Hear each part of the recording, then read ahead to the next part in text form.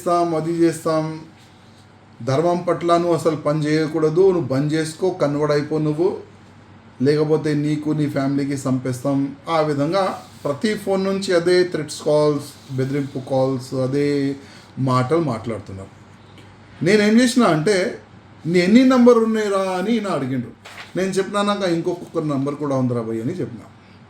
గూగుల్లో సెర్చ్ చేసి తెలంగాణ ముఖ్యమంత్రి గారు రేవంత్ రెడ్డి గారు నంబర్ వెనక్కి ఇచ్చేసిన. నంబర్ ఎందుకు ఇచ్చిన అంటే, అప్పుడు మన ఎక్స్ ముఖ్యమంత్రి గారు కేసీఆర్ గారు ఉండే, అప్పుడు కూడా చాలా వరకు కంప్లైంట్స్ నేను ఇచ్చిన. ఒక్క వ్యక్తికి అరెస్ట్ చేయలేదు, ఎంక్వైరీ కూడా చేయలేదు. అసలు ఒక ఎమ్మెల్యేకి థ్రెట్స్ కాల్స్ ఎక్కడి నుంచి వస్తున్నాయని.